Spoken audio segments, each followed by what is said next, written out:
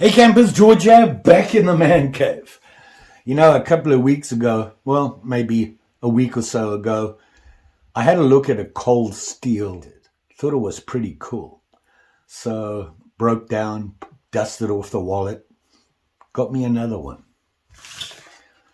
This guy, traditional from cold steel. Let's check it out.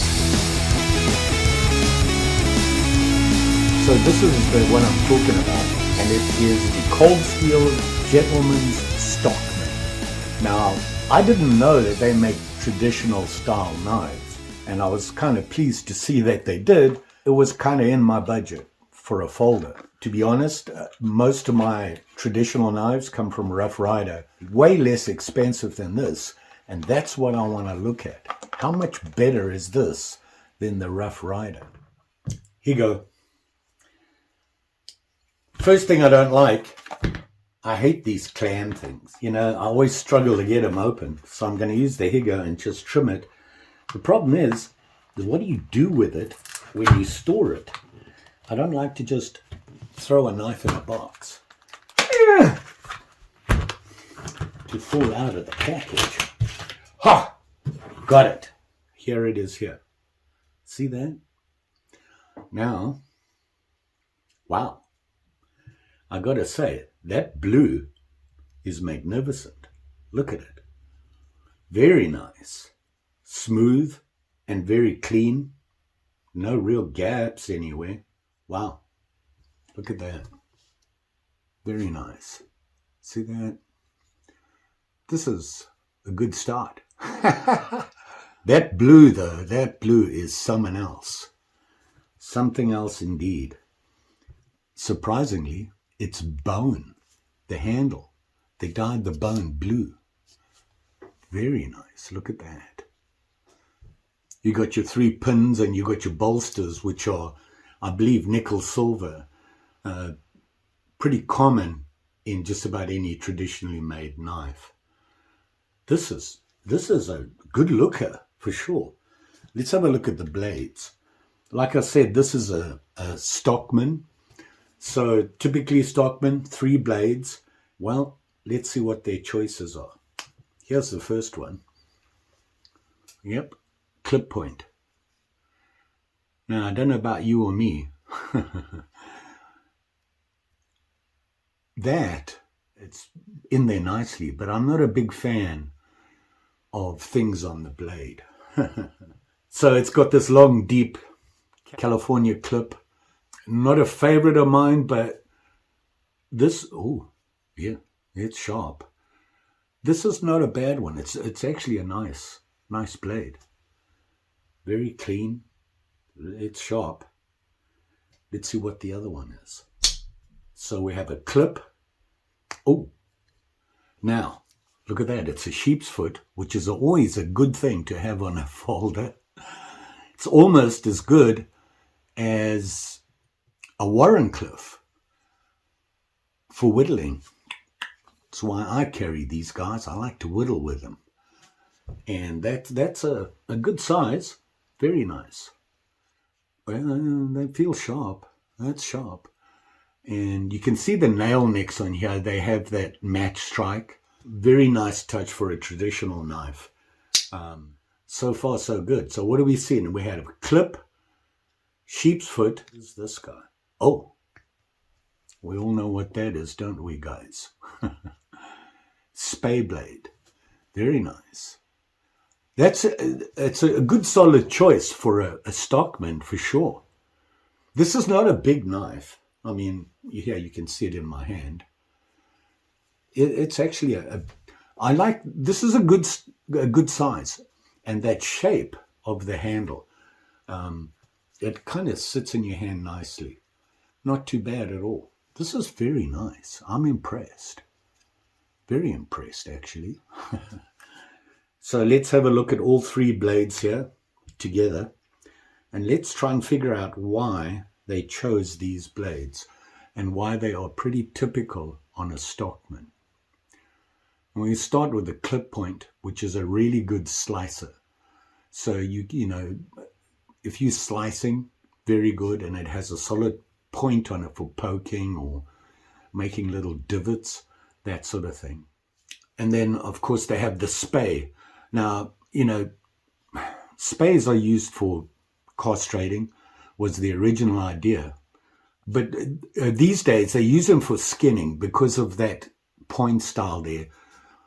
It stops you from, when you're skinning, cutting the actual skin.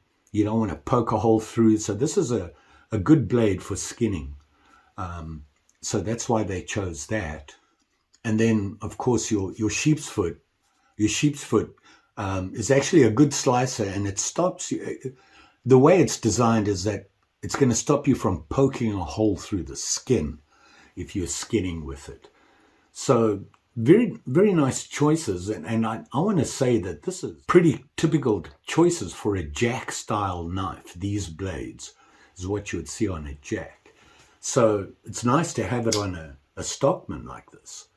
Very nice. They put a lot of thought into this guy. I really like it. And, the springs, they're pretty solid. This is a slip joint knife, typical. Every traditional knife, well, not every, but 99% of them are all slip joints, no locking or anything like that. But it's, there's no movement in the blade, and that spring's pretty good. They don't have a half stop on these, so goes straight back in. Very nice. Let's have a look at some of the dimensions on this. I got to tell you, I'm liking this. I'm very impressed with it. Closed. Let's see what it is. 3 3/4 inches. There you go. Bolster to bolster. Ends. I'm going to choose the longest blade here, which is the clip point. Let's see how long that is. There you can see it in my hand. Very nice. And this handle shape, I've kind of growing on me here. So we're looking at from the tip of the clip, 6 1/4. Not bad. The length of the clip from the tip to the bolster, 2 3/4 inches. And that's from there to there. Now, if you look at this, it has, your choil, and then it has a fairly big ricasso here. So the working edge, which is 2 1/4 inches. So the working edge of the blade. Not bad at all. Close it up and let's have a look at sheep's foot. I'm going to measure the same thing on the blade. From the tip of the blade to the bolster is just under 2 inches. The working edge is exactly in 5/8. So your working edge is 1 5/8. Same thing again, you have that big ricasso on it. This choil on you, it's very small. You look at that, you can barely see it there. Just a very small choil. I like these bolsters. I like the size of the bolsters. Let's have a look at this guy, the spay. Same thing again, we look at the whole length, and we are at, to the bolster, 2 1/8. Not bad. Working edge from the tip to the choil, 1 3/4 inches from there to the choil.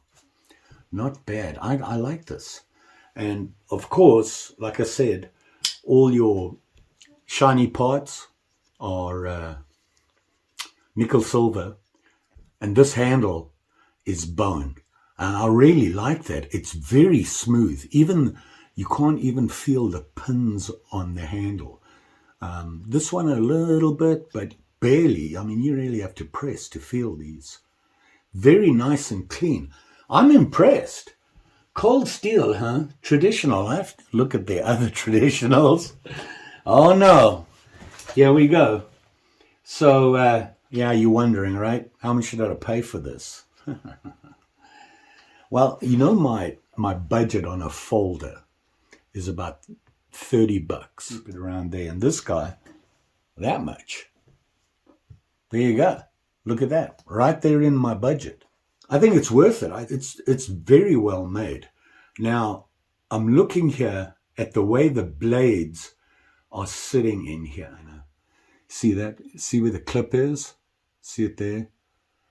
Look at that angle on the spay. I think that's the spay. Is that the spay? Oh, maybe it's the sheep's foot. It's the sheep's foot. Huh. In the middle there, you can see how it goes up like that. And then you got your spay blade right here, running the full length up against the liners. Pretty good job. There's nothing really off center here. They're all sitting where they should be, that's for sure. Very nice. I like this. Tell me what you think. I don't know how much it weighs. Cold steel, blue bone Stockman. Very nice. I like this. I really like this knife, and I think I'm going to have to make me a sheath for this guy. It deserves it. I could make a sheath for every knife I get that doesn't have a clip on it, but, you know, I have to control myself, so I have to get a little bit more picky with it. Let's look at this guy, all opened up and whatnot. Very nice. We want to know how sharp this guy is, right? Wow, look at that. That's very nice. I like that.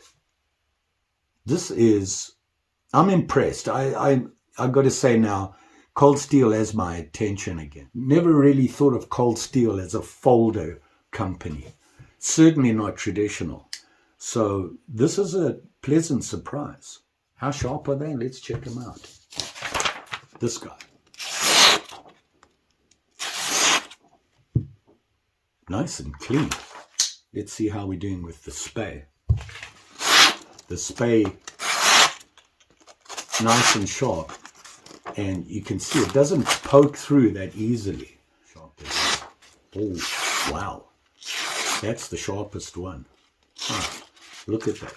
Can you make a curve with it? Yeah, we can. Look at that. Can we poke with it? See?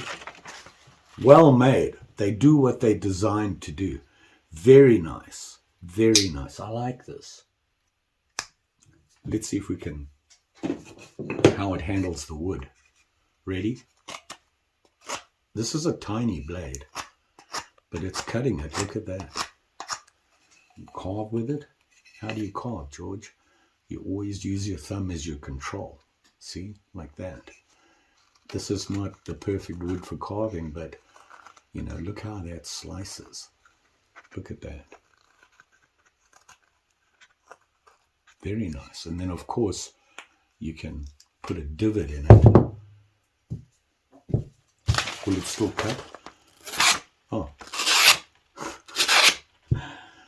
It's me that's not good. Yeah, still very slice. What steel is this? I forgot to tell you what steel it is. HCR 13 MOV stainless. By the way, where's this thing made? Huh. Ha! You'll all be glad to hear this. Made in Taiwan. So there you go. I know a lot of guys don't want to go to the C word. So I understand that, you know. For me, I had to make that choice because it's a budget thing for me. So there you go. Cold steel. Gentleman's Stockman. Blue bone handle. Smooth blue bone handle. You all be safe out there now. 'Tis the season. You got to watch what you're doing. I'm not worried about you guys. It's the other guys out there that you got to worry about. So please, you all be safe. And if you're going to be dealing with sharp and shinies and giving them away and that sort of thing, make sure that whoever you're giving them to, these make great stocking stuffers for any guy, gal out there. They make great stocking stuffers. I got this one on Smoky Mountain. I'll put a link below for you. I'll look on Amazon. I'll try and find some other links. I think Cold Steel, the Cold Steel price is nowhere as good as Smoky Mountain or any. Like I was saying, you give these away. You give a knife away to somebody for any reason, whether it's the holiday season, birthdays, whatever, or, hey, buddy, look what I got. There you go. Make sure they know the safety issues with these things. You got to tell them it doesn't lock. It's a slip joint. You got to show them how locks work if you have a lock on, correct way to handle it, and how to maintain them. You know, a lot of people don't know this. This is all stainless, so it's, you know, they kind of maintain themselves. It's not going to rust or anything like that. But if you've got carbon, you need to show him how to, you know, keep him clean. Should be keeping all your stuff clean. Just saying. Don't forget, like, share, subscribe. You know the story. Pretty sure I'll be back again. Working on some other stuff. I'm trying, you know, my optionals that I modify. I'm getting to that point. Getting to that point where I'm starting to fine tune them. Finding little things extra that I can do. I'm going to get to the point where I've got everything I need. I've got the handle mod, blade shape, color, prettying them up afterwards, and then of course the sheath. Getting close to that, to the point where I'm going to make one and go, this is good enough, and it'll be a giveaway. So stay tuned. Thanks for watching. Always appreciate it. See you again soon.